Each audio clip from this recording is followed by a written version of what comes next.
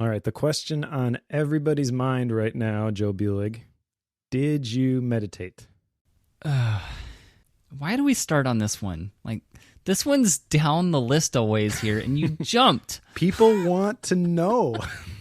I did. The list in Quip, I don't think is in order of importance.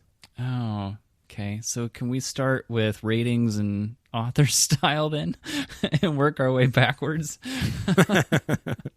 Sounds like you didn't have so much success with this one this time. So this week's follow-up with Joe is like complete dumpster fire, to pull out an old term. It did not go well. Like, not at all. I'm looking at this list. I don't think I did any of these. I have 5 of them here. Okay. Yeah, let's just run through these real quick for people who are following along at home. But we don't need to belabor each one of these if the pain is too great. Yeah, so number 1 on this list, using an hourly awareness chime of some sort. Idea being something goes off every hour and I reevaluate whether or not I'm doing the thing I should be doing at that time. This didn't happen. Number 2, distraction blocker on my Mac and iPhone, thinking about using screen time. I tried using screen time on my phone when I initially installed iOS, the latest iOS, and have all but turned it off. I have nothing on my Mac at the moment, so failure there. Don't use email as a to-do list. Nothing changed here. Like, nothing. So not worse, but not better. I don't think it's worse. I hope it's not worse. Sounds like you need a arbitrator to rule one way or the other on this one. Yeah, I needed to sketch out my workspace and figure out the best way to lay it out. I know that it's still not correct because I had to mess with the way all my cables and stuff work whenever I sat down to record here. So that has not happened. And that was a carryover from the last one, so this one gets carried over again. And then there's meditation on here. And to be completely honest, I didn't even do it once. I didn't even attempt to do it once, I'll be honest. So this is just not happening for Joe Bulig, it sounds like. To pull out some of my old accent and such, it just ain't happening this time. It just didn't work. Don't know what it was.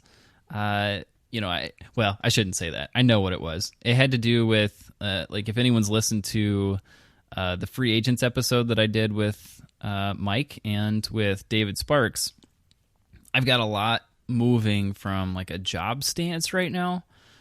And I don't need to go into all the details of what that entails with specifics, but there's a lot going on in Joe's life right now. So, action items and some of these follow-up, especially today, I'm just trying to keep life moving right now. Trying to do, improvement pieces is rough.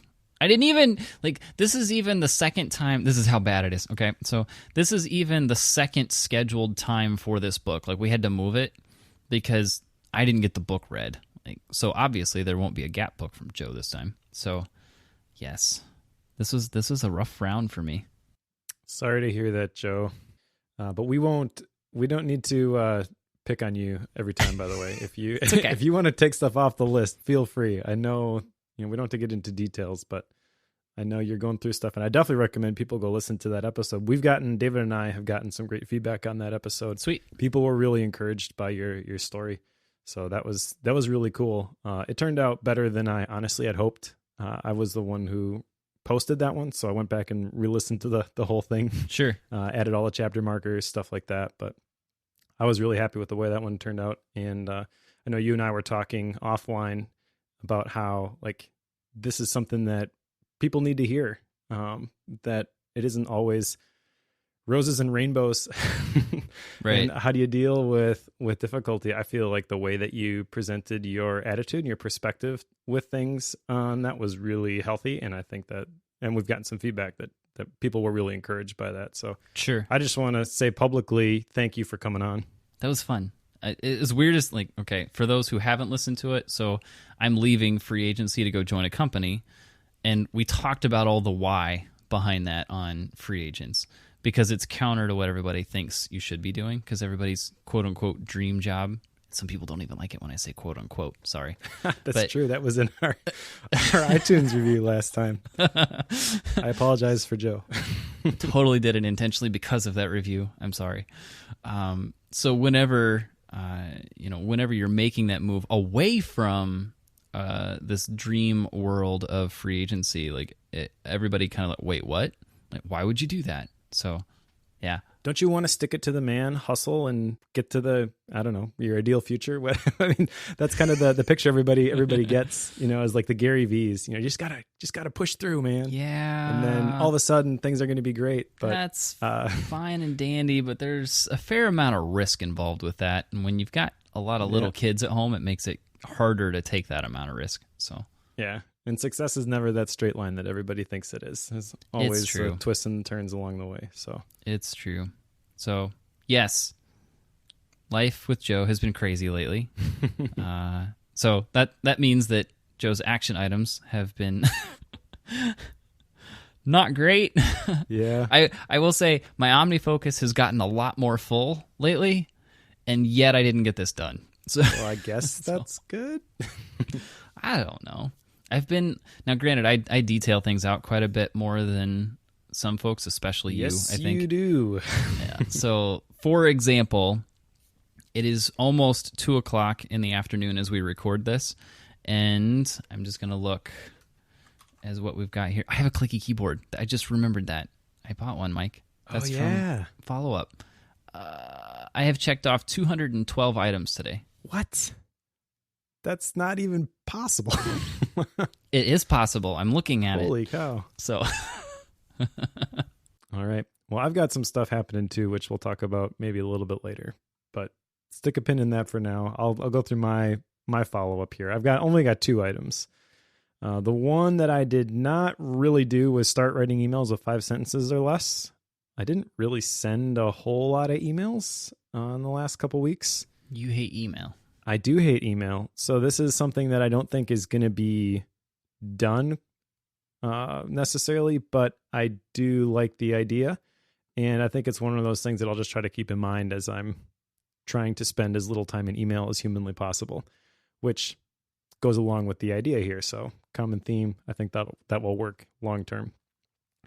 The other thing, just real quickly, the emails of 5 sentences or less, the real value in this for me is the mental model where I go into the email approaching it where I'm going to try to keep this under 5 sentences. So from that perspective, I would say this has been a success and we could check that one off. Did I actually do it? I don't know. The second one was to take social media off of my phone and in parentheses, consider how I use devices. So I did this. I took Twitter and Instagram off of my phone, and I was more addicted than I realized. I was messaging you, I think the day after or 2 days after, and I said, I've accidentally launched Day One, which is the app that I replaced in my dock where Twitterific used to be. I messaged you, I've accidentally opened Day One like 3 times today because my thumb just naturally goes there and presses that spot on my glass. I don't know, not a keyboard, whatever. It's just muscle memory. And that was really eye-opening to me that like I'm doing this without even thinking about it. But ever since I'd say the second day, it really hasn't been an issue. And it's been a good experience because I've recognized that when I can't physically get to Twitter on my phone, which yes, I can if I go log into Safari, whatever, I can go to the Twitter app and I can log into my account and I can see stuff, but that's just too much hassle for it to be worth it. Kind of like we talked about the happiness advantage, taking the batteries out of the remote was enough resistance for it not to happen. That's totally what it's been for me. Oh, sure. But I've also noticed that not logging into Twitter and Instagram too, I don't miss these at all. Like I thought I would. Yeah, I had an addiction to it apparently because my thumb kept going to open it. But once I got over the fact that I can't launch this on my phone, I didn't really care to like go to my Mac or dig up my iPad where I still have Twitterific installed and scroll through the timelines. Sure.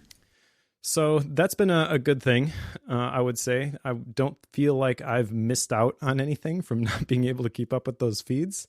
Yeah. Maybe I have, I guess. I won't really know unless I go comb through everything. But at this point, ignorance is bliss. And I'm pretty happy. JOMO, joy of missing out. Yeah. So I think I'm gonna stick with this. Sure. Because I know whenever you posted when you messaged me and said, I've opened day 1 5 times by accident, my question was, did you log anything? Like, if you're launching day 1, you might as well log how you feel about no social media. True. That was my thinking. Yeah, I didn't really do that. I used day 1 for some specific use cases. I've got a notebook where I just have my daily reflections. I have a notebook which has a whole bunch of like sermon notes and things. It's called Bible. I've got one called Photos, which takes an IFTTT recipe. So everything that I would post to Instagram automatically gets logged here, which since Instagram's no longer on my phone, there's nothing new being added there. I've got a shortcut set up for recording quotes. And then I've got just like some links, jokes, song ideas, stuff like that. Oh, I did create one the other day. Are you familiar with the app Mood Notes? Mood Notes. Is that where it's got like the facial deals, like happy, sad, neutral sort of thing? So how are you? And it's got the straight face, and then you can swipe up or you can swipe down, numerous times to show how happy or sad you're feeling. And then it just gives you like a quick log. Okay. And you can set different reminders. So it reminds you like specific times. I figured out how to recreate that pretty simply using emoji and shortcuts. Oh, there you go. And store it into day 1. If it's the interface obviously isn't nearly as nice as Mood Notes, which I already have, but I do have a Mood Notes journal now inside of day 1 where I'm experimenting with this. Okay, go for it.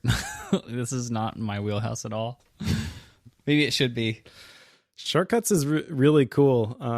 And it's something like workflow I never really got into. And shortcuts too, to a certain degree. I like to dig into it deep enough to understand what's going on, but then I'm not the kind of person who's going to sit there and think about the 50 different ways that I can utilize this in my day-to-day stuff. But the Mood Notes thing, I was talking to somebody on Slack and they're like, hey, is there any way to get Mood Notes into day 1 as like a historical record? And I'm like, So I went and looked and there isn't, but then I'm like, well, do you even need Mood Notes? Could you go? So I built it in like 5 minutes. There you go. I can put a link to that shortcut in the show notes for people who want to do this, because then you just tap on it and you install it and you can use it. You don't have to build it yourself. Oh yeah, right. Sometimes I forget that you can do that. Well, can we get off a follow-up now? Because mine didn't go well. Yeah, let's talk about today's book, which is Predictably Irrational by Dan Ariely. I think I got his last name right. Dan's had a rough life, at least. He had a season that was very rough. We'll get into that. But the tagline on this is the hidden forces that shape our decisions. And this is an interesting book. I have some fairly strong opinions on the book itself. As do I. So we'll see if that comes out before we get to the end of this. I loved and hated this book.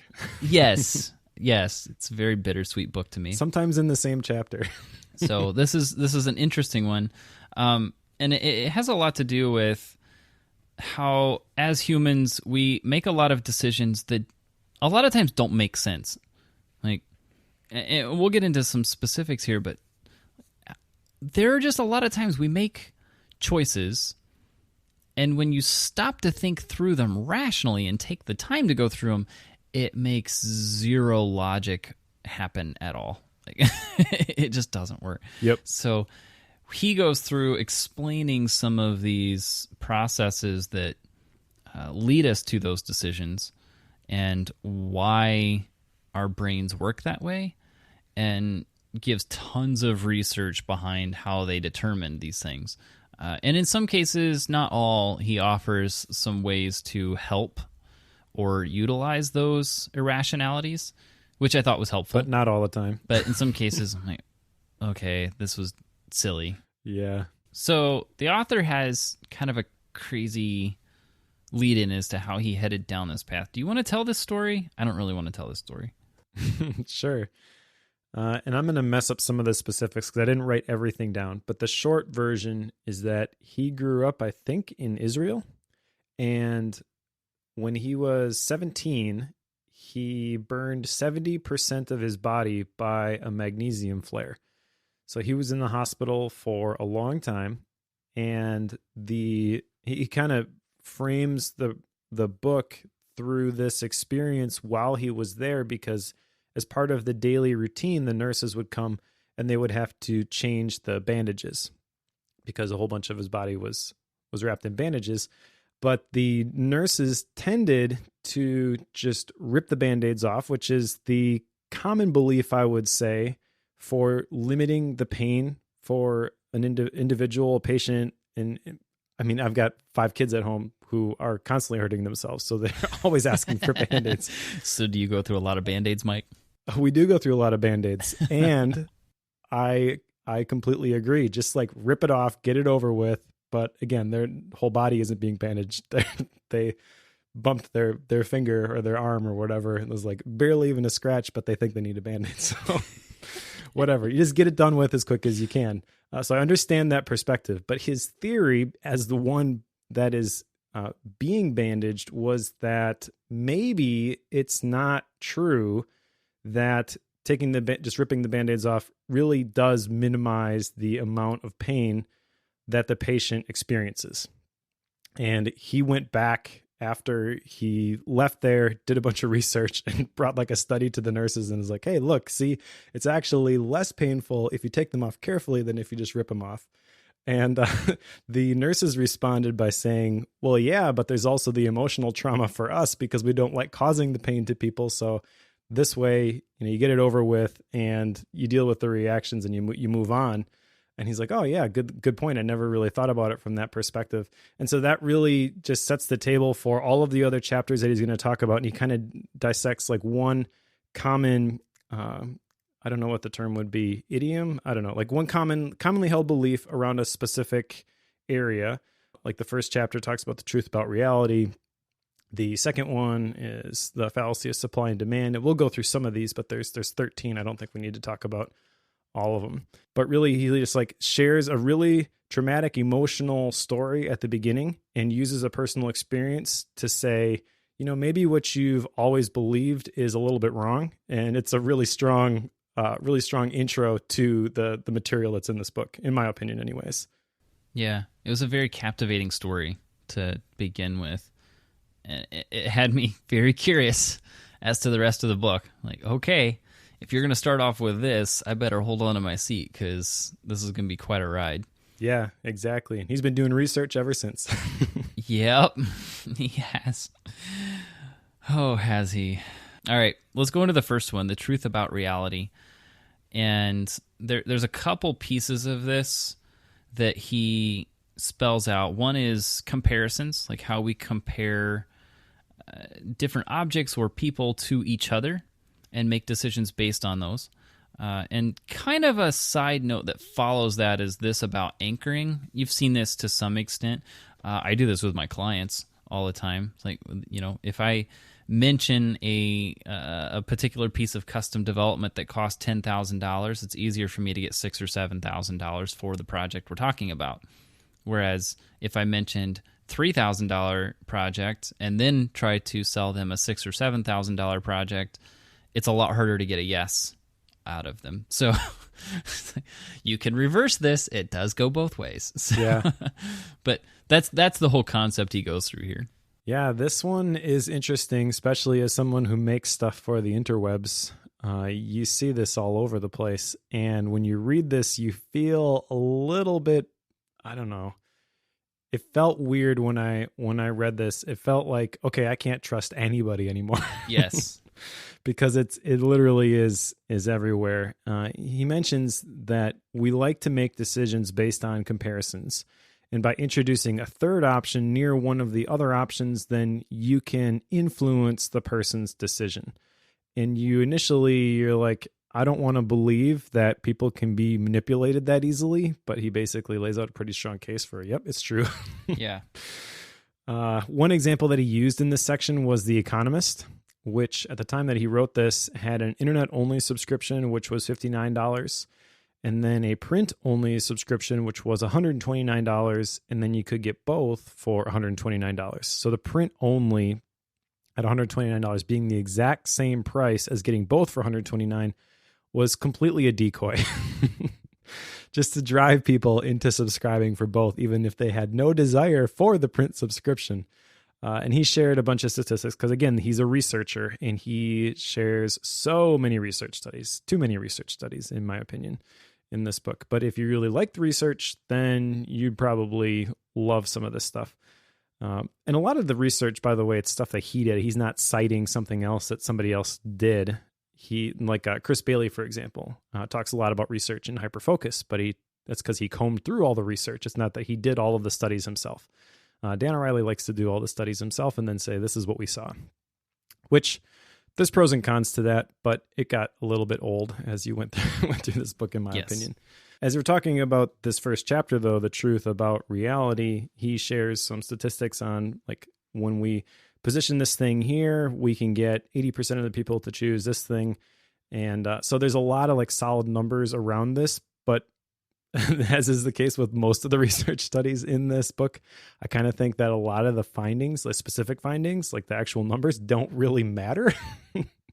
Really, all you need to know is that a lot of times there are these three options and people are going to gravitate towards the one in the middle.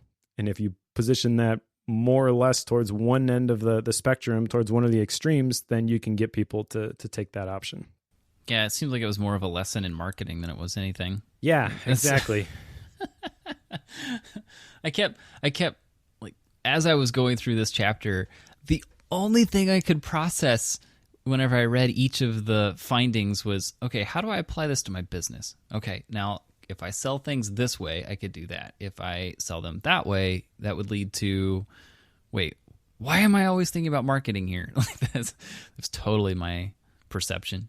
Which is also the natural reaction, though, to this first chapter, because it totally is about marketing. And I think internet marketing, even though he didn't specifically talk to that, because I think it's a little bit older, the version that I read anyways, but it's basically speaking directly to internet marketing, which was kind of weird, in my opinion, that he starts this whole book with a chapter that is so tied to marketing, which I would argue a lot of people are going to have strong reactions towards. I know I had a fairly strong negative reaction to reading this first chapter. Yeah. I feel like he could have picked one of the other chapters to start this off, and it would have been a lot better. I don't know exactly which one. I was thinking about that. As I was going through my MindNode file, maybe The Cost of Zero Cost, which is chapter number 3. But I didn't feel like this really set the tone for the rest of the book very well. Or maybe it did, I don't know. But it doesn't set a positive tone for the rest of the book. Right. So chapter 2, the fallacy of supply and demand. Yeah, so this, and I should say, as we get into this chapter, he starts with a really cool story. He does have a lot of cool stories in this book. They're just drowned out by the crazy number of research studies that he did. I think we're getting the hint here that Mike doesn't like all these research studies. Not these research studies, because, like I said, he was more fascinated on the methods that he used to get the numbers, which sometimes supported the story that he was telling. He was more proud of the fact that he did the research than what the research actually said it felt like. My interpretation of this. But again, no, I think that's fair because like he does do a lot of deep explanations into the backside of it. So much so that there was even a point, and I forget which chapter it is, but he had an entire page and a half talking about the history of the number 0. It's like, yeah, why is this here? Like I was so dumbfounded. I was like, why did we just have a page and a half on this? Mm-hmm. I have no clue. Anyway, side note. Yep. And a lot of it was me and this person, or, grammatically correct. This person and I did this study, and then we had this thought, what if we did this? So we did this, and this is what we found. And then we had this thought, What if we did this? Like, I don't care about the entire process.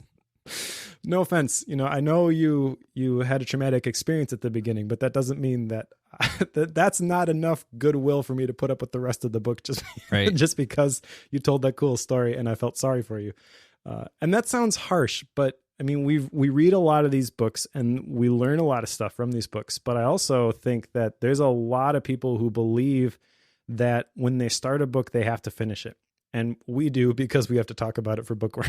Yes. But I would argue that in general, life is too short to finish a book you don't like. Yeah. Unless you're really getting something from it, and you know that this stuff is going to stick with you. Sometimes you got to eat your vegetables. But when it comes to these like personal growth, self-development, business type books, I like reading these for the most part. There were definitely parts of this though where it's like, okay, I get it. And some of the content that's in here is really good.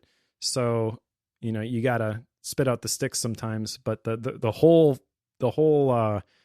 tone, I guess, of how he is so proud of all the research that he did, which again, kudos to him. I'm sure that is very, very, very hard. And in the right circles is very, very, very impressive, but it doesn't really mean much to me. I don't really care to hear all of that stuff. I just want to know how this is going to apply to me specifically. And some of this stuff, by the way, that's the other thing here. There's some of these chapters we'll get into. He draws some conclusions from here, which I don't necessarily agree with, but stick a pin in that one. Coming back to the fallacy of supply and demand. There's a story at the beginning of this, which is way better than any of the research, about this guy that they called the Pearl King, James Assail. Is that how you say his name? Sure. Okay. So this guy made a fortune off of selling these pearls. And one day this guy at the shipyard comes over and he's like, hey, I know where we can get black pearls. And he's like, cool, let's sell these. And when they got them, no one wanted them. Even though they were really rare, they had to position it in marketing. And the way they did this is they had like a full page ad and they put these black pearls amongst some rubies and diamonds and things like that. Other very valuable jewels and stones and stuff like that, to communicate that these things were really valuable. And that's when they started to take off. The fact that they were rare wasn't enough for people to want to buy them, which is kind of contrary to the whole idea of supply and demand. And you would think that like black pearls specifically, since there was a market for these other things which were valuable, these pearls, that's something that's like that is kind of a known commodity already, but there is scarcity applied to it. That would be pretty easy to sell. But really the lesson here is that not necessarily. Yeah, because that kind of falls counter to, like, I've heard people refer to the diamond industry before. Like, diamonds really aren't that rare. Like, they're not.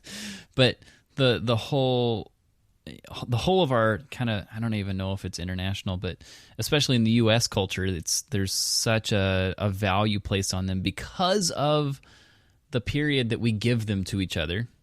Like, because of that, it drives the price up. Doesn't have anything to do with supply. It's purely a factor of how we view it. And I think that's what he's getting at here is, supply and demand. Maybe there's a little bit involved there, but there's a lot more on the marketing side of it. Yes. Than there is on the actual availability of a product. Yep. And so this is kind of where price anchoring comes up again. And specifically in this chapter, the example that he uses is the MSRP, which is, I think, a really great example.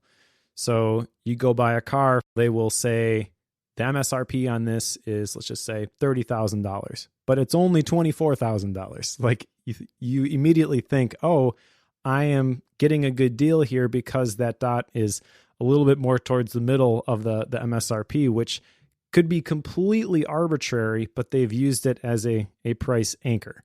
And that's kind of what they did when they did the marketing and they positioned these black pearls amongst the rubies and the diamonds and things like that. So the idea being here that since people want what they can't have, Mark Twain said in this, he mentions it in this chapter, in order to make a man covet a thing, it's only necessary to make the thing difficult to obtain. And his main takeaway from this is like, since people are going to act irrationally like this, then we should maybe have some measures in place to keep people from acting completely irrationally. Right. And that's where my first disagreement comes in, because he he doesn't say this explicitly, I don't think. I didn't go back and reread it, but he does kind of say that governments need to intervene and regulate for this irrationality, which sounds good on the surface, but what if the governments are irrational? Now you've just magnified the problem. And so I don't want to get into a political debate here, but you can kind of see what perspective he's taking on a lot of this stuff. And in my opinion, doesn't really consider the other side, as we'll get into in a couple chapters. He has a couple 3 places where he mentions how he wants governments to regulate something. And in every case, my only thought was that you're referring to irrationality in humans and saying that that is the nature of humans, then how do you expect humans to create rules to prevent humans from being irrational? Like exactly. You've got cyclical reasoning here. It doesn't work that way. So, yeah. Right. Before we tick everybody off, though, let's move on to the next one. Yeah. The cost of zero cost. You wrote down Amazon gift cards. I love Amazon gift cards, Mike. Why would Amazon gift cards be bad for me? Because, that's the study that he uses here. Backing up just a moment for the cost of zero cost, the main idea is that the presence of a free option can cause you to make bad decisions. Okay, so free can be viewed as a great option when it's viewed in isolation, but it can also cause you to choose the wrong thing when viewed as an either or. All right, now the thought process I think that is behind this is that I can get something of value without giving anything up. And it calls that out explicitly a little bit later. All right, so now we come back to the Amazon gift cards. And on page 58, he asks people, would you rather have a $10 Amazon gift card for free or a $20 one for $7? All right, so the $10 gift card you're getting for free, and you're getting plus $10 of value. The $20 gift card you're paying $7 for, so you have to pay something, but you're getting $13 of value. Now, he's saying, obviously, the $20 gift card is the better deal. But I disagree with that a little bit because I think it depends on if you were going to spend more than $10 on Amazon in the first place. Which I would argue with and say I'm always going to be spending money on Amazon. So this is a math problem. This is not an emotional problem. Correct. It's better on the 20. And I know that's the follow-up argument. It's like, well, you're going to spend more than $10 on Amazon anyways. But insert name of whatever budget item you weren't going to spend beyond a certain point in, and then consider whether justifying a great deal in that category that gets you to spend more than you had budgeted is the right decision. That's kind of the thought process here. So you can say, well, I was only going to spend $500 on something. As we're recording this, there's an Apple event tomorrow. So maybe let's just say there's a new MacBook coming out. You you set aside $1,200. The cost of Mike, don't make me think about this. Well, I think this is an example where this could totally play out. Okay, so the bottom end of the Mac lineup, I think I heard somebody say, is something like $1,200. Roughly? Yeah, somewhere there. Okay, so you go into a store with $1,200. You want the low-end Apple laptop. And then you see the brand new hotness that they just announced as we're recording this tomorrow. Okay, and it's only $1,800, and it's got XYZ in the other thing. Okay, now you were just going to buy a laptop so that you could check email, surf the web, but you wanted an Apple product. Okay, now that other one, though, has the super ultra retina screen, and it has a brand new keyboard, and it's got all these other features, which are great. It's a great deal. Okay. But you went in and you spent $600 more than you were going to. Is that a good deal? Like maybe, but if money is tight and you've set aside this much money to budget, like that money is coming from somewhere. So it's not just the Apple computer category that's getting impacted here. Just like it's not the Amazon only category that's getting impacted when you decide to spend a measly $7 to get $20 worth of value. You have to look at it in terms of the whole, and it's easy to compartmentalize it and say, oh yeah, this is a great deal. I'm saving $13 on this $20 gift card, when maybe all you need is $10 worth of whatever. And in that case, I would argue, yeah, the free one is better. $7 is $7, even if the price is $10,000. That was the note I wrote down about this whole section. Like, it's like, yet every dollar does matter. It's a math issue here, and we apply emotion to it. Like, to go back to your gift card thing, you know, if it was a $10 gift card to, in my case, let's be specific here, if it was a $10 gift card to Walmart and it was free, I would take that over spending $7 to get a $20 gift card to Walmart. The reason being, I don't go to Walmart. Like, we don't shop there, like, ever. Exactly. The only time we go there is when there's something there that we can't get elsewhere and we have to. Yeah, you change the context and it's a different story. Yeah, it's very different. Whereas if I've got a free $10, I'm more inclined to use it in those one-off cases where if I spend money on it, I get the sense that I'm intending to use it in a way to pay for something I was already going to buy, like to your point, which is kind of counter to, I think, what he's getting at, because technically you're getting more money, but I'm not planning to spend that money as it is. Exactly. Like, it's not intended. So Yep. So on page 62, he kind of summarizes this argument by saying 0 is not just another discount. 0 is a different place. The difference between 2 cents and 1 cent is small, but the difference between 1 cent and 0 is huge. So I understand that from the perspective of, if this person is going to spend money on Amazon anyways, to influence which decision they're going to make, they're going to naturally gravitate towards the free one, and maybe they shouldn't think about it in that context, and they should take the $20 gift card for $7 instead, because they're going to save more money in the long run. But I also think that there's lots of different ways that you could apply this where you weren't going to spend all that money in the first place, and in that case, you taking the 0 option is not succumbing to a lesser deal. It's viewing it the right way. It's being wise or conservative, whatever, frugal about the limited resources that you have. Because, I mean, you could really go down a rabbit hole with this whole money thing, which I don't really want to do on this podcast, but just as a thought experiment, one of the books on my bookshelf is called Your Money or Your Life. Basic idea being that you are trading your time at a job to get money. You are trading your life for money. So every dollar that you are going to spend is a representation of some portion of your life that you are trading for the thing that you are going to buy with that money. And so if you're viewing this as, I'm going to trade some money to get a better deal on something that I didn't really want in the first place, then that's not a good transaction.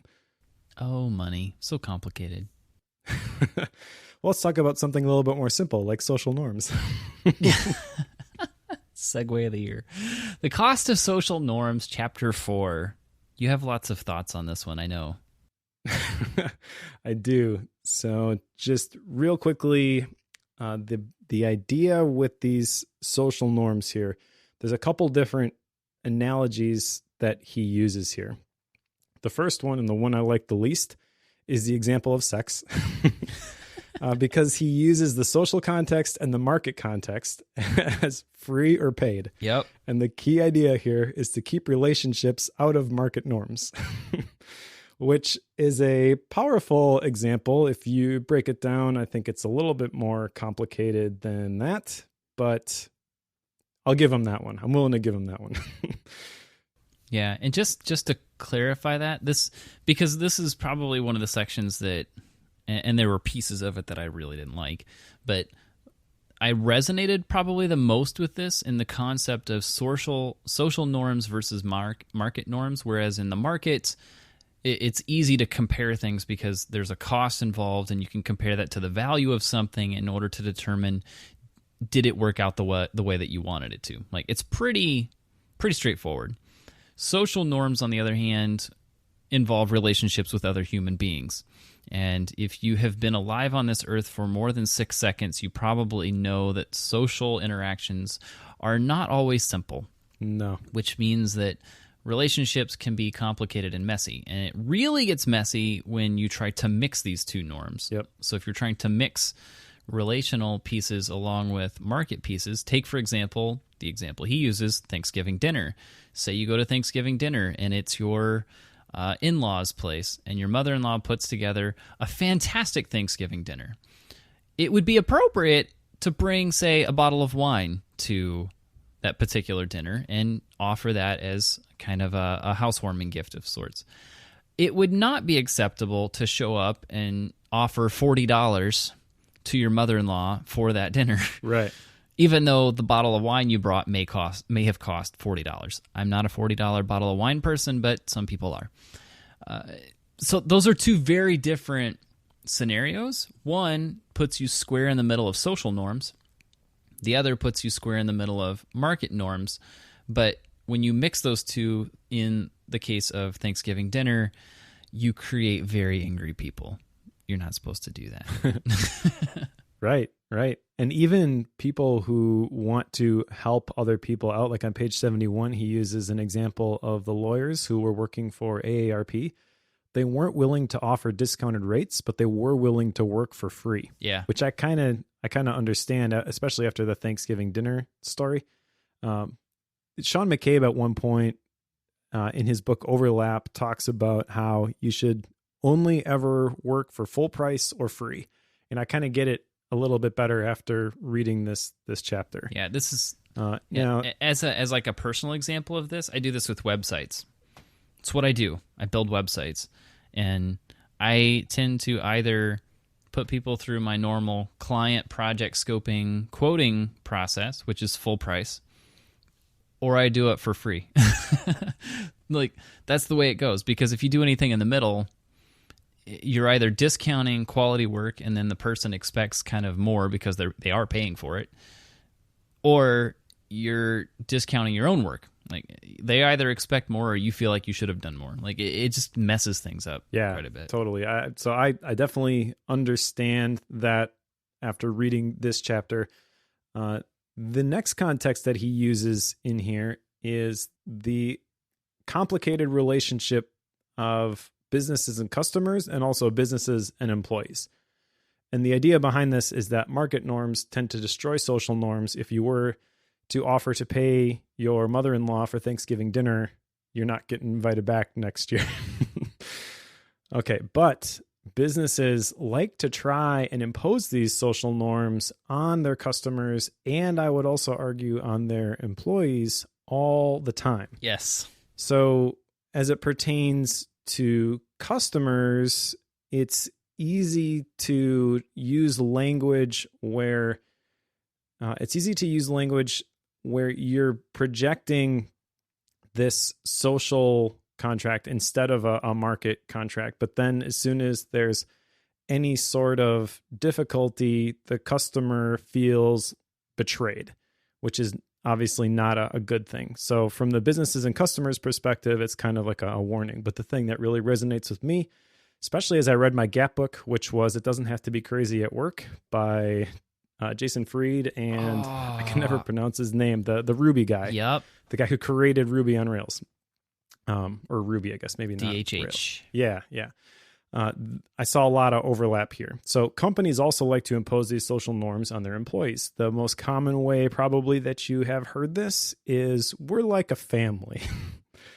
And in It Doesn't Have to Be Crazy at Work, they kind of rail against that idea, because they talk about how when a company says we're like family here, really what that means is that they expect a bigger commitment from you, but they will let you go as soon as it's not profitable for them.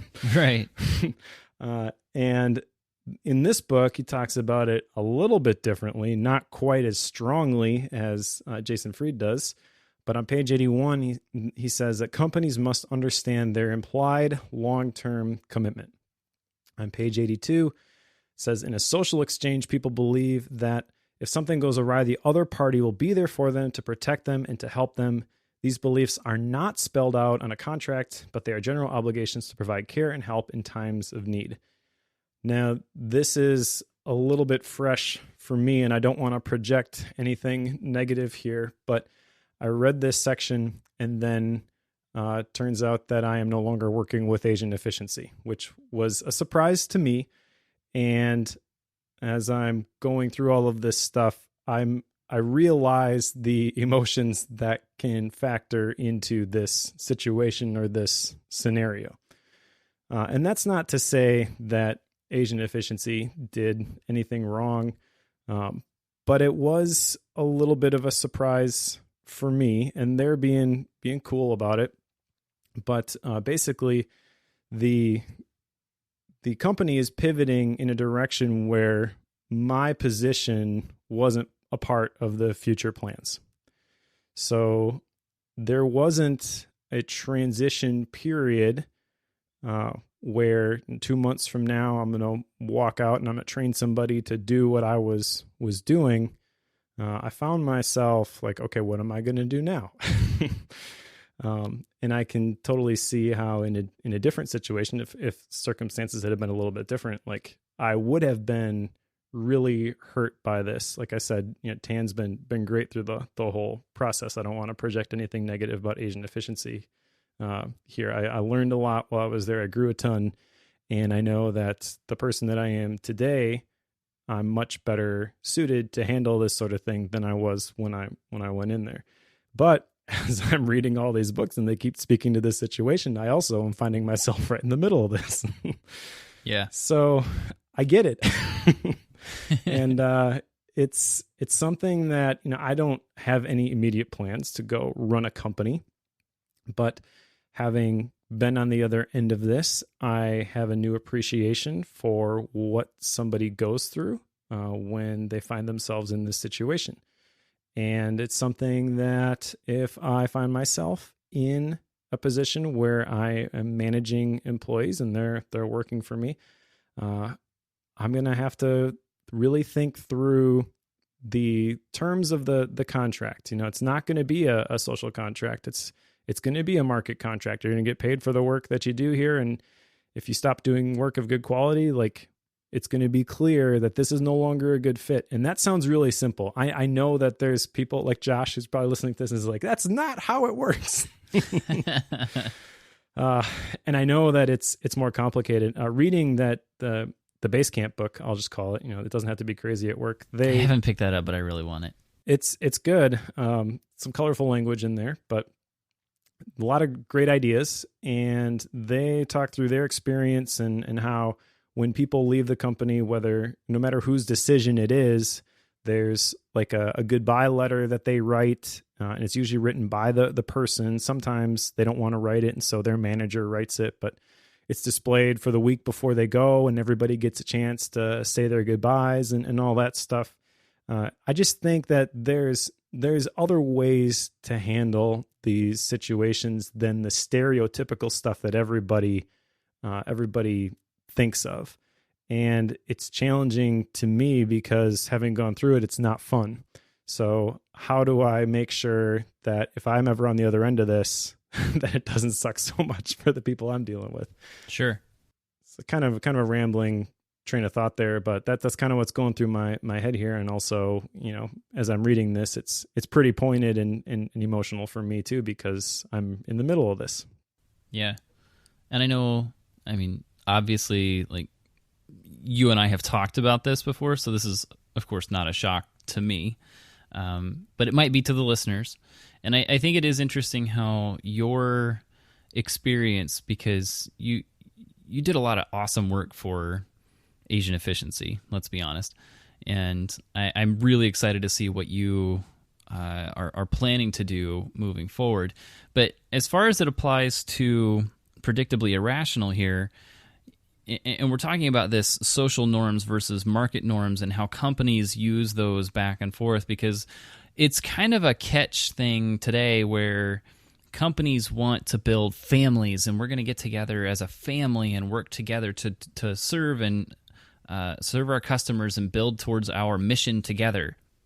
But you're still getting paid by them.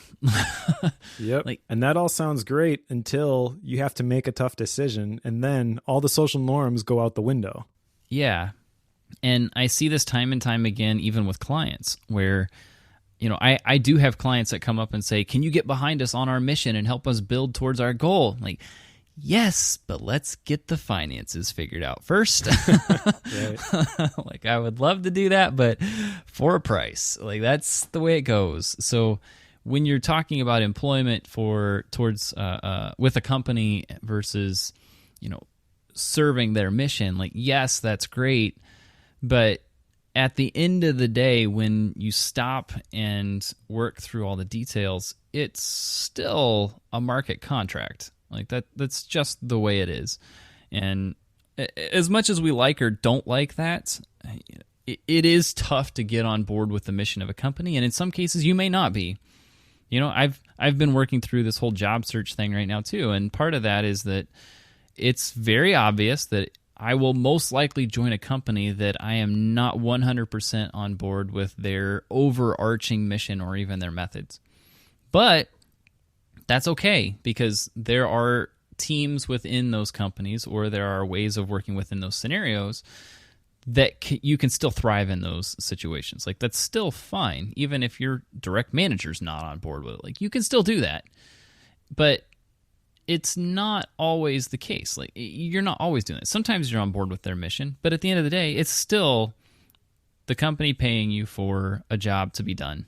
And it's up to you to be the one that decides how well you do that job.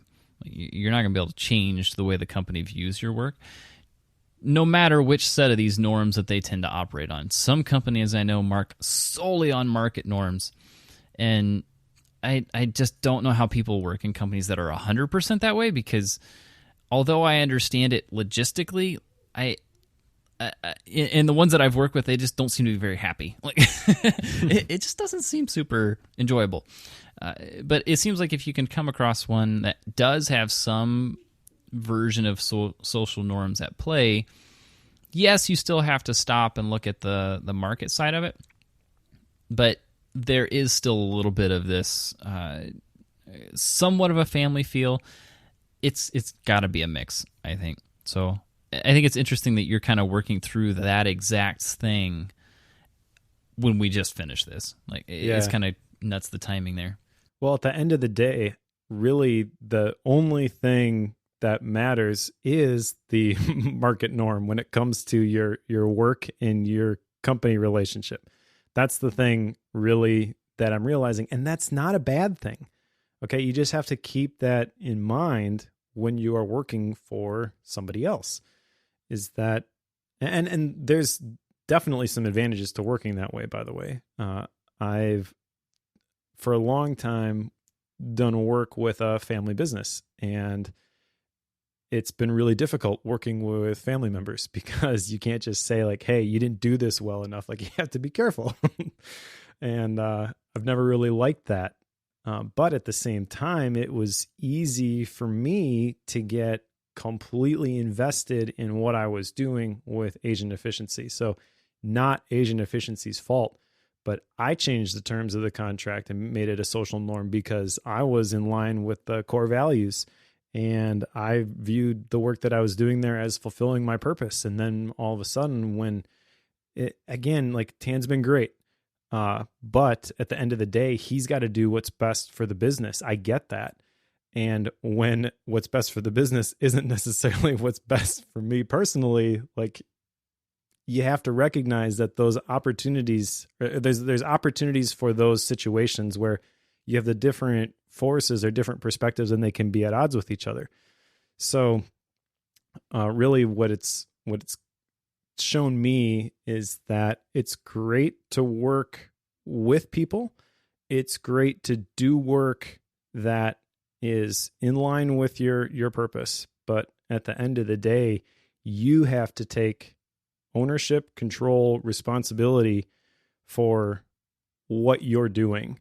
And it's forced me to take a step back and focus. I had it pretty good for quite a while, like, I could just show up and create awesome stuff and get paid for it.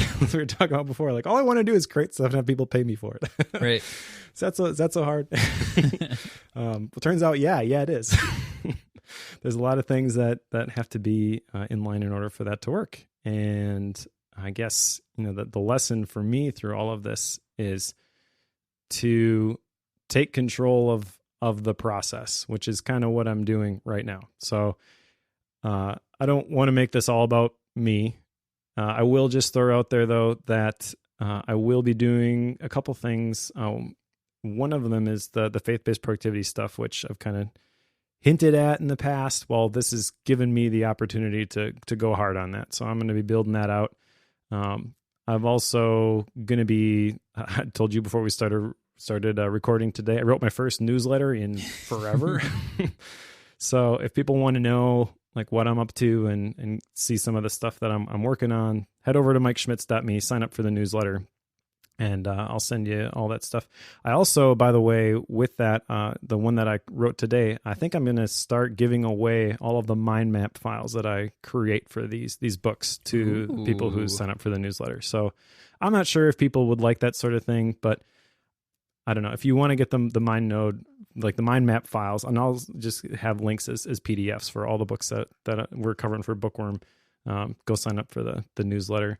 It's my little freebie, I guess. Cool. Well, I'm excited. All right, let's quit talking about me. Let's go on to chapter. Well, I'm not done yet, because I know like one of the things we've talked about in some of our books is how, and this isn't necessarily a crisis per se, but times of big change are the best times to implement small change as well. True. So with something like a big change in job, or like this would be a change in job. I wouldn't say it's a change in career, but change in job would lead to the opportunity to change a lot of little things too, which I'm sure you're thinking about, like daily habits, your routines, like all of that stuff can be molded easier right now for you than it would be in 3 months, 4 months. So yeah, I'm excited to see how this all pans out for you. Okay, I'll be done with that. So, all right, let's keep going in the book. All right, chapter 5, the influence of arousal. And, everybody says sex sells, which is kind of true. It is. But I have a feeling that you have very strong feelings on this particular part, Mike. Not really sure why that is, other than just knowing. So the basis for this chapter is this study that they did where, I'm not going to get into the specifics. It's too gross. But yeah, it's borderline pornographic. People got excited, and then they influenced the decisions that they made.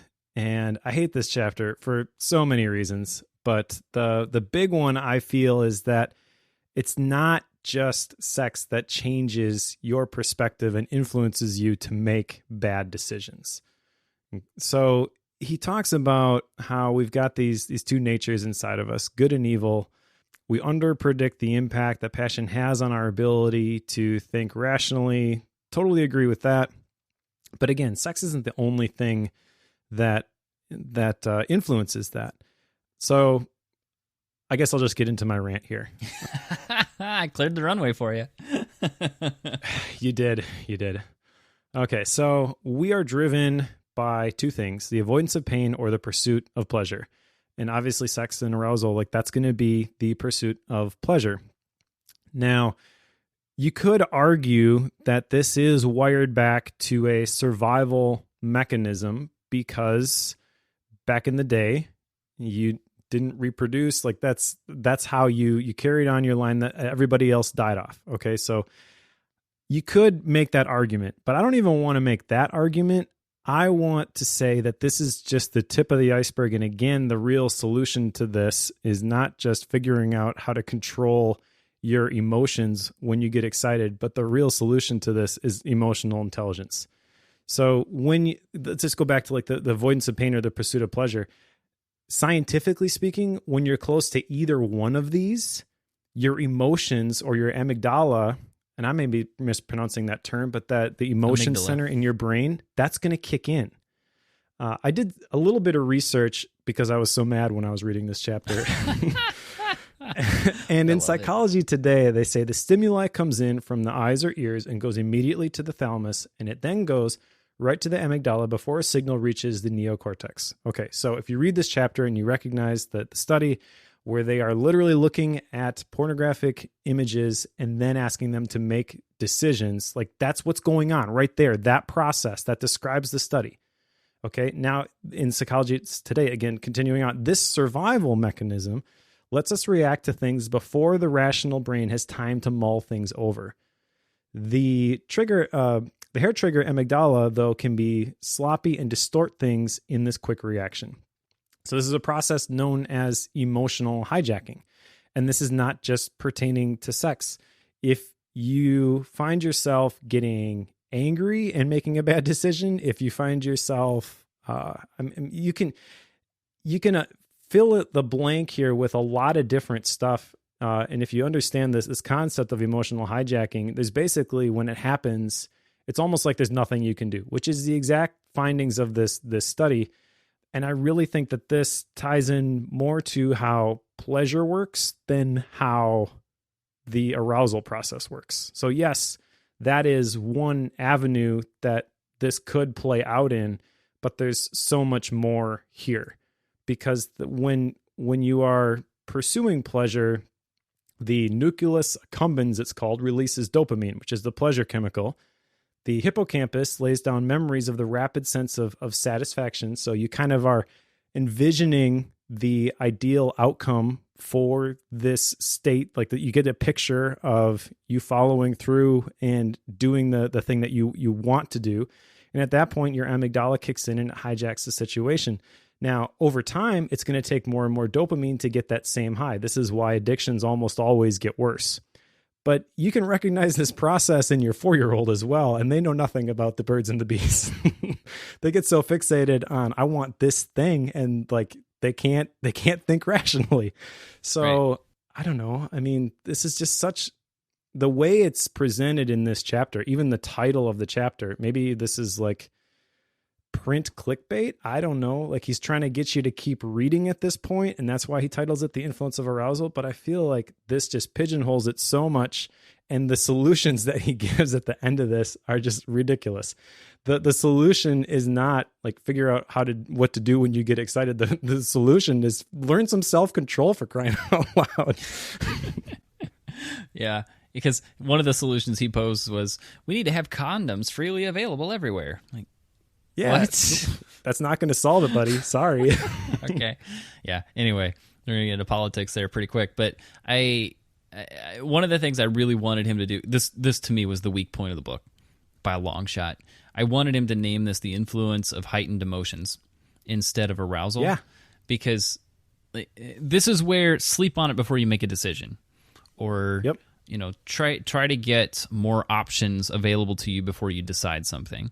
Like, those are all the same thing, but he picked arousal and sex as his topic. Because he works at a college and it's convenient. I don't know. I guess. That's kind of what I thought. And maybe that's an unfair characterization, but I don't know. I mean, that's immediately what I thought of. I was, yeah, maybe frustrated is not the right word. I was very upset with it because I wanted him to go into how this plays out in other arenas as well, but he really didn't. He kind of stuck on that one point. But again, I think heightened emotions would be the better choice there, and then focus your research on emotions even outside of sexual arousal.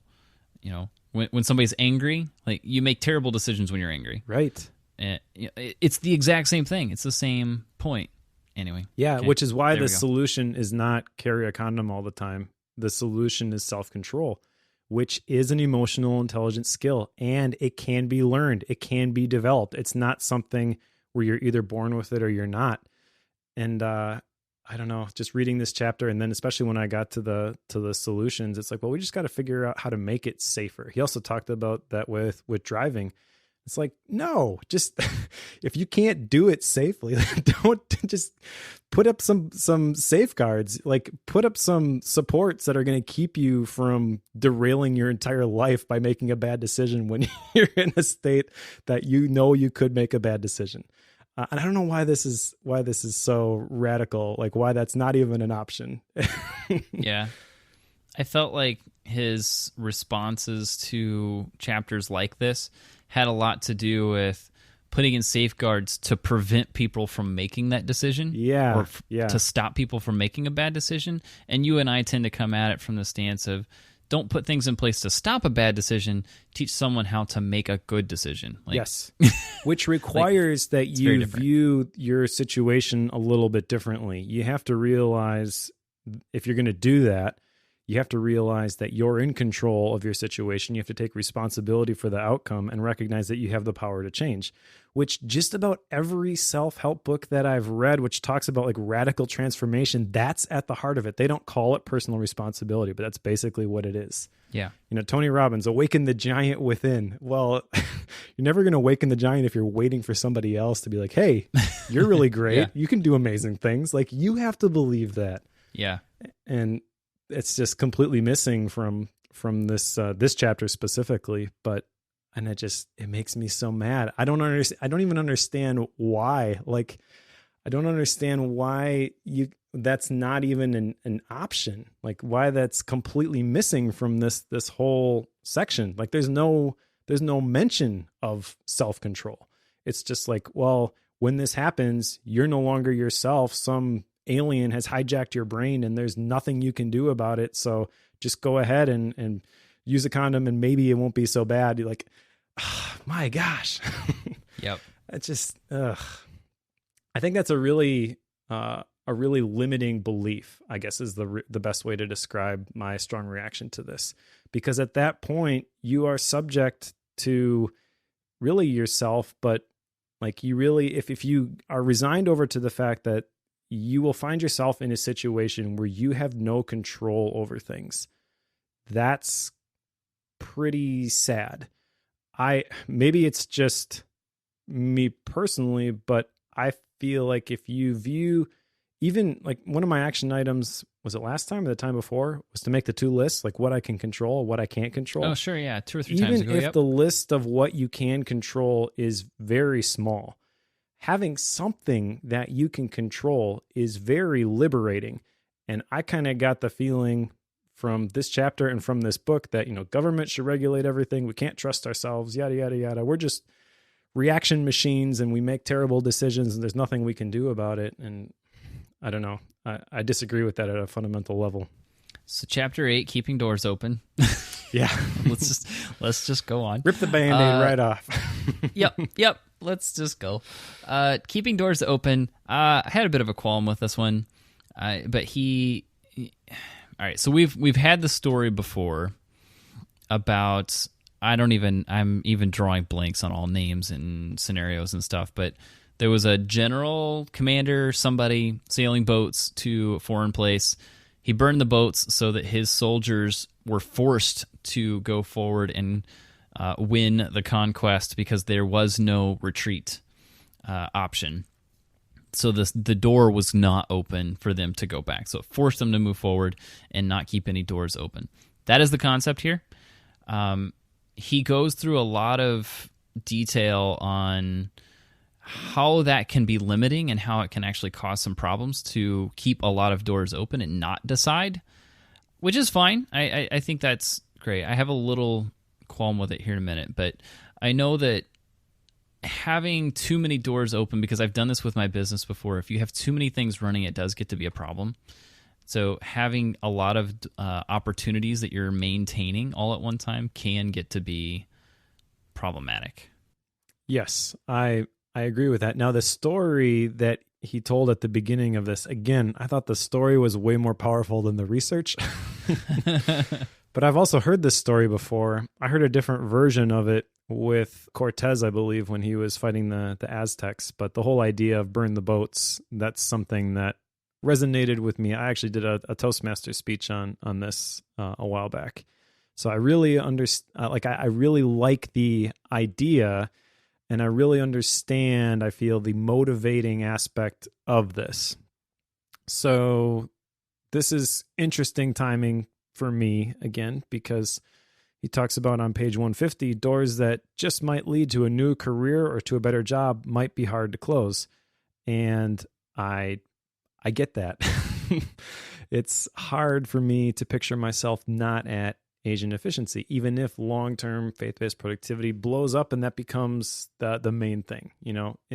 If I could jump 10 years into the future and see how successful that thing is going to be, maybe it completely dwarfs anything that I would have been able to do with agent efficiency. Maybe not, but I don't know that. And so it's hard for me to picture like not creating the courses for the dojo, not being the host of the productivity show. That was really tough for me the first couple days to process all of that. But as I'm reading this chapter, I recognize that when you try to keep all those things open, like you were just saying, that isn't a good thing either. And so my one action item from this book comes from this chapter, which is to decide which doors I am going to close.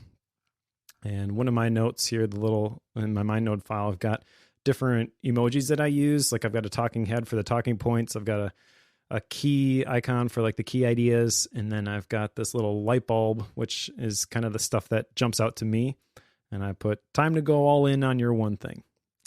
It's kind of scary, as we were talking about before we started recording. Yeah. But I recognize that if I'm really going to give this an honest shot, like that's what I've got to do. Now, my qualm with this is that, and maybe I misunderstood him on this, Mike, but there are quite a few pieces of this where I got the impression that keeping doors open, take the job thing, for example, you're not going all in, so you may not necessarily succeed at it because you are still holding in the back of your head that if something fails and I don't give it everything I've got, I still have a lifeline. I don't think that's necessarily true, and I'm pulling at this because of my current job scenario. I have kept a handful of doors open for the last 5 years with some previous employers and people that I've gotten to know. Maybe that's just networking, but I have maintained quite a bit of that, and that has served as some form of a lifeline. Like I've not locked anything down, but those doors being left open mean that I have a much easier chance of getting into a different job scenario than if I was coming at it completely blank and had burned those bridges. So maybe I'm misunderstanding or misconstruing that to some degree. But that's kind of my issue there is like, okay, if I'm supposed to go all in on one thing, that's fine, that's great, I understand that, and I feel like I've been doing that.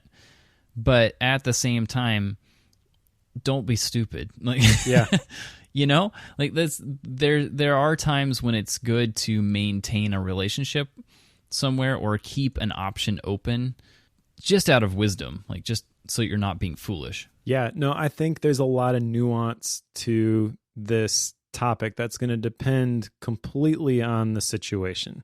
I've done the same thing, I would argue, where I've been doing some things on the side, which the position I'm in right now has been the right decision.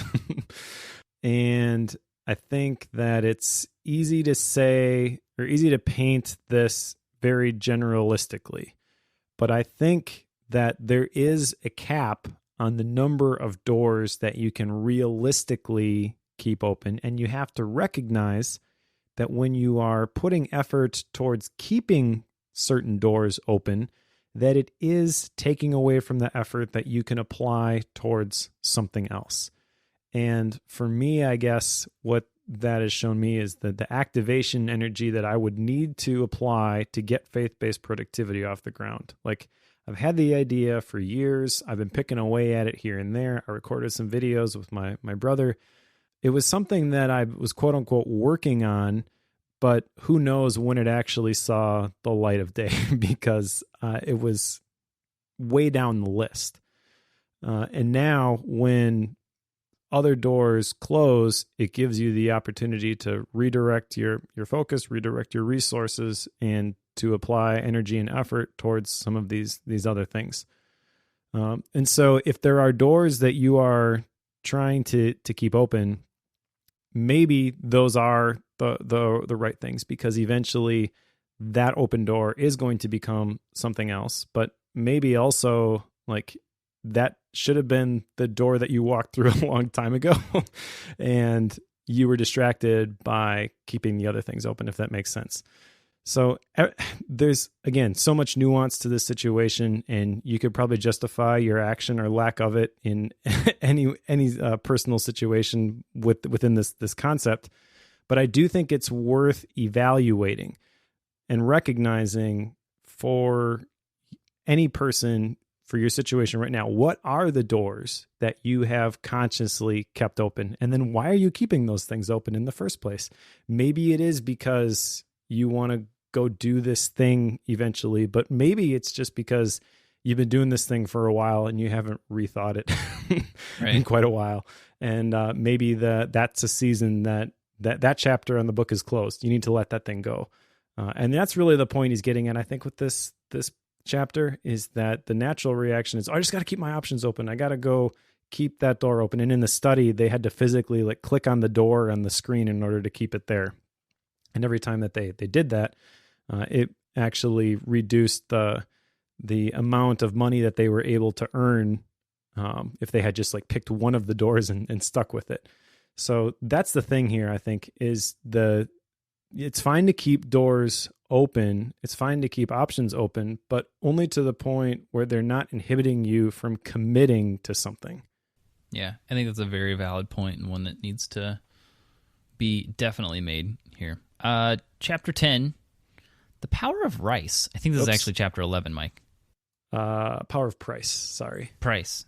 Power. What did I say? Rice? Oh, you wrote it in the outline as rice. That's why I said that. Totally blaming you for that. I wrote it down wrong. So, disclaimer for people who are going to go join the newsletter and get these MindNode files. Occasionally there will be typos like this. The Power of Price. There we go. All right. So this one I put in here just because he talks in here about placebo surgeries. So they did studies, and I cannot believe that they did these studies where they would, for half of the patients, have the procedure, and the other half tell them they did the procedure, but not do it. And the basic takeaway was that people believed the procedure had been done, and so they saw the same gains. The placebo was just as effective. And obviously, some of the surgeons and doctors were not too excited about these findings. But really, like the point I made in the outline, and it's all caps, is like, placebo surgeries? Like, who okays that? Yeah. How did they get approved on that? Yeah, I kept thinking of the Checklist Manifesto and the people who would die potentially from administering a placebo instead of doing the actual thing. Like, right. If I'm going in for surgery, you better do the surgery. Like, that's not a decision I'm making lightly, and I don't want to find out that you just opened me up and sewed me back together, even if, you know, my symptoms are gone. You better transplant that kidney when I go in. That's all I'm saying. Don't fake it. Exactly. I would like to know, you know, I would be curious as to what some of the details are on which surgeries they were doing specifically. Like, that was one of the things that I wanted to know. But anyway, we don't have to. There was one in particular. I wrote down Dr. Leonard Cobb, and this was, I forget the date, but it was quite a while ago. And the surgery was tied to a belief that tying up an internal mammary artery would relieve chest pain. So that was one specific example of that, but there were other studies done in here as well. So that one doesn't sound too life-threatening. Right. But maybe, I'm not a doctor, so I don't know. And all I could think of was the Checklist Manifesto and the people who died needlessly. And I'm just like, man, I wouldn't want to be this guy if something went wrong.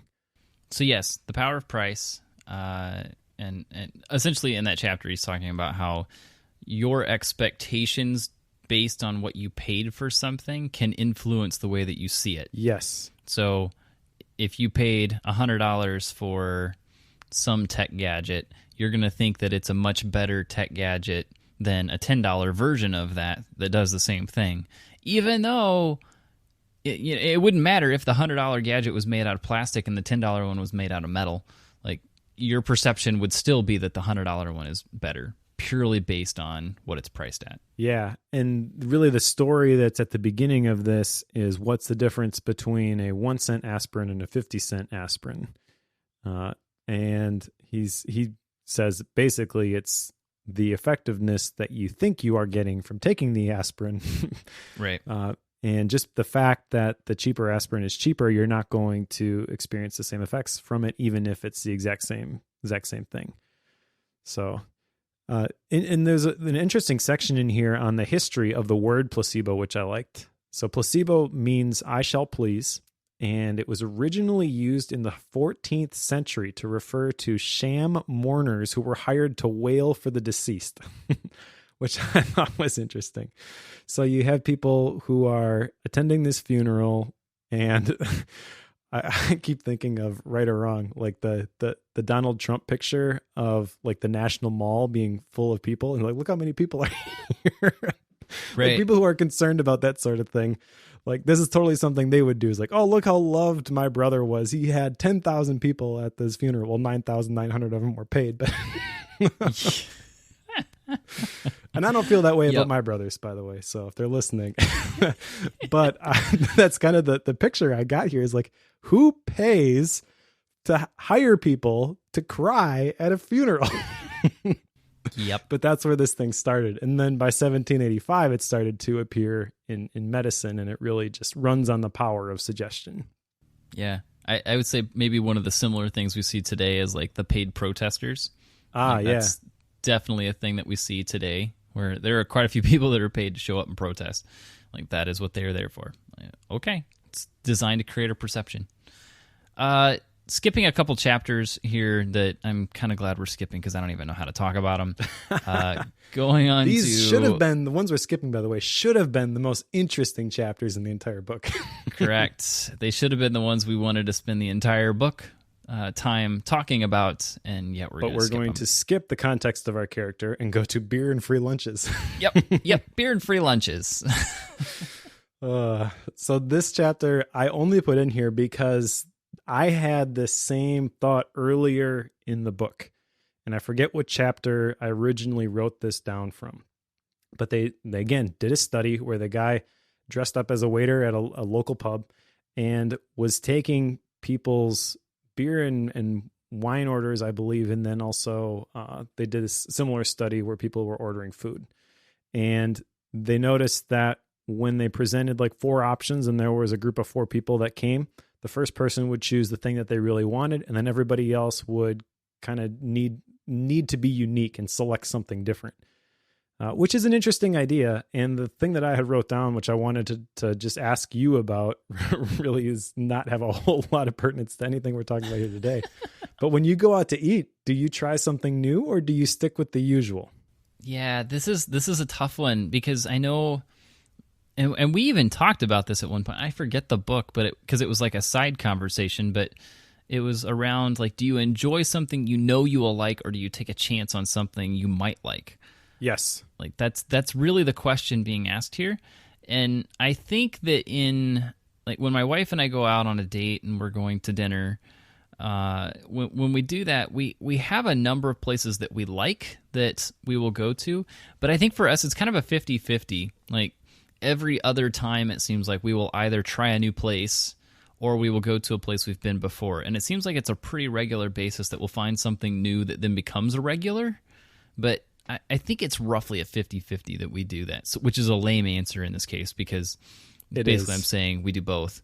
But but I think we do like the idea of, we have a few restaurants that we go to that are that we like the atmosphere of them and we really like the food. And in some cases, we want to be a little bit more adventurous. So, yes to that answer. Okay. Question? Well, I can tell you I am a creature of habit, and we're going to Zacatecas, and I'm ordering carne asada burritos with no sour cream. Lame. You got to branch out, dude. No, so good. So good. Now, the follow-up question to this, though, is the one that pertains to the actual study, I think, is so assuming that you typically order the same thing when you go somewhere, or even if you're going to try something new, I guess. But I would think, hypothesis being that if you tend to try new things, the fact that somebody else ordered what you were going to order doesn't faze you. You're just going to pick something else. For somebody like me, where this is the same thing I get all the time because I really like it, if someone is going to order that, I am going to feel the need to order something else, but I think most of the time I'm still sticking with what I was going to order. How about you? So most of the time, this is me and my wife, and we cheat. Like that, we have discussed this. We cheat when we go to restaurants because there are times when we both decide we want the same thing, but we think that's lame. So one of us will change to something that we also both considered, and then we split them both. So that way we both get both. That is cheating. So we totally cheat the system. All right. So I guess this episode we're finding out just how different Mike and his wife are than Joe and his wife. Because when we go out to eat, I typically will order what I want. She will order what she wants. It is normally nothing that I am interested in at all. Sure. And then she wants to share. And I'm She like, wants what you no, have." get your hands away from my food. I'm eating my steak.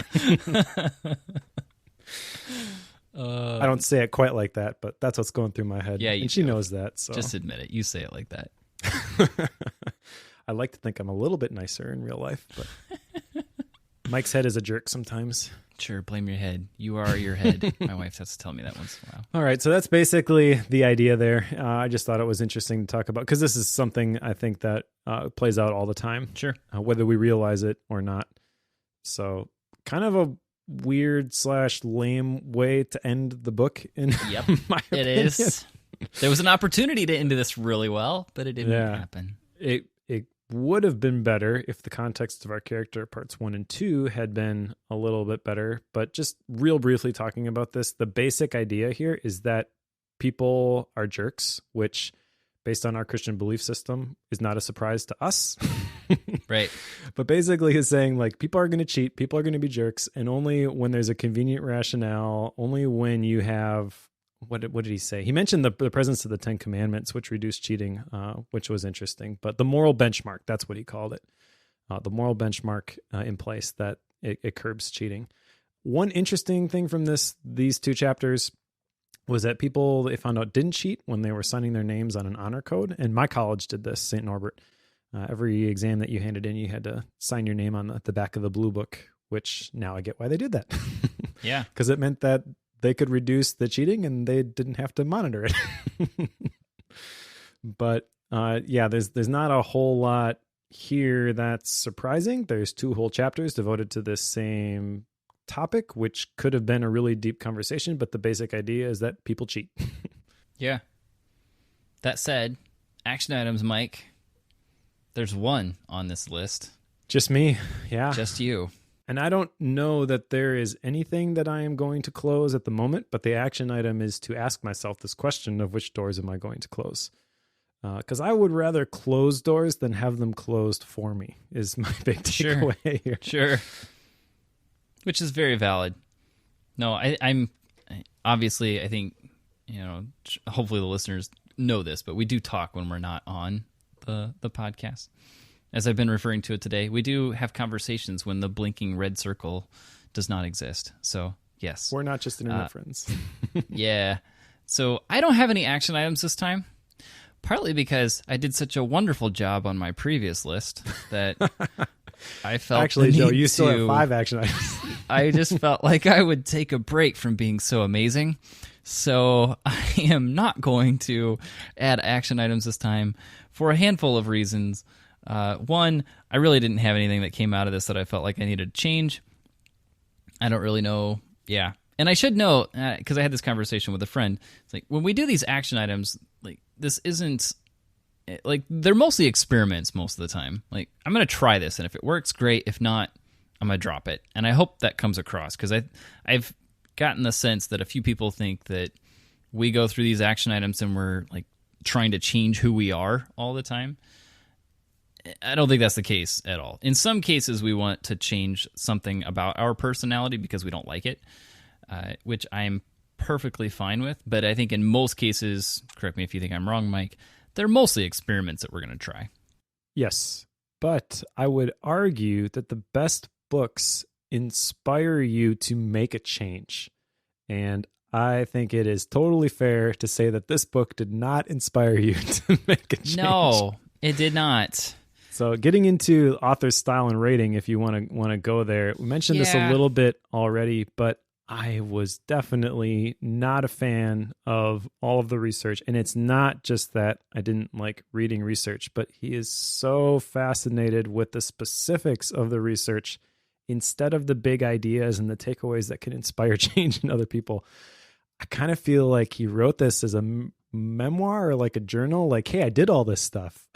In that sense, it's an entertaining journal, but it's not one of the better books that we've read. There's some cool ideas in here. There's definitely some things that I disagreed with. And again, like I feel some of this stuff, he's viewing it through a lens where it's just focusing on one aspect of it instead of seeing the bigger picture.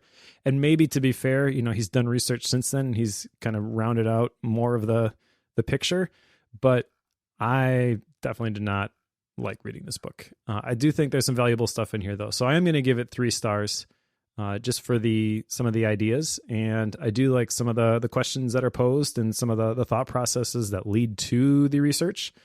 I just don't want to hear so much about the research, and I want to know more about how I can actually implement some of this stuff for myself instead of just knowing about a topic.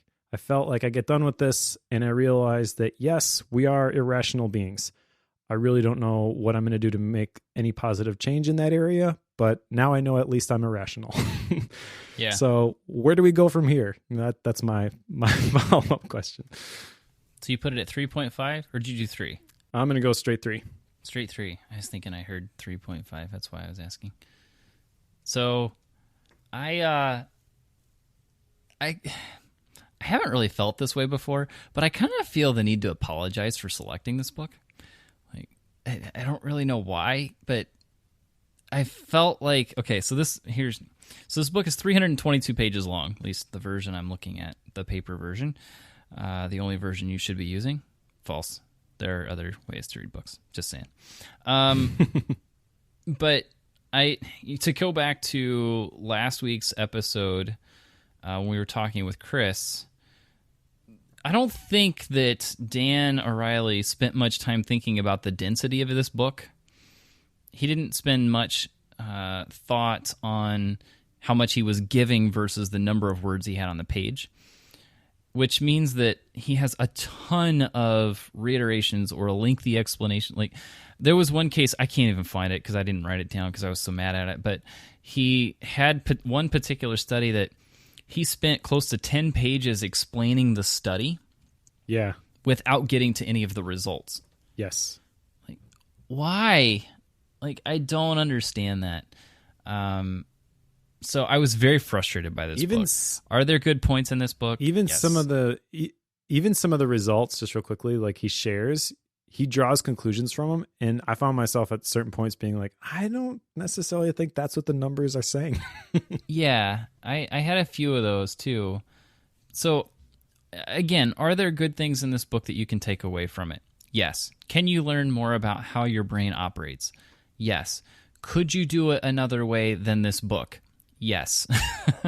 So should you? Yes. I'm going to put this at a 2.5. I didn't care for this. It's why we're recording this late. We were going to record this, what was it, last Friday? We're recording it on a Monday. Yep. Because I couldn't get through it. I was trying to. I'm the one that tends to talk about how I like to stick to books even when I don't care for them. It's been a long time since I've had one that I wanted to put down this bad. It was tough. I echo that. For me to get through this one. So, I'm not going to recommend this. In this particular case, I would probably recommend like crib notes or, cheat sheets or this episode. Like, come listen to this. Don't pick up the book. Like, that's my thinking here.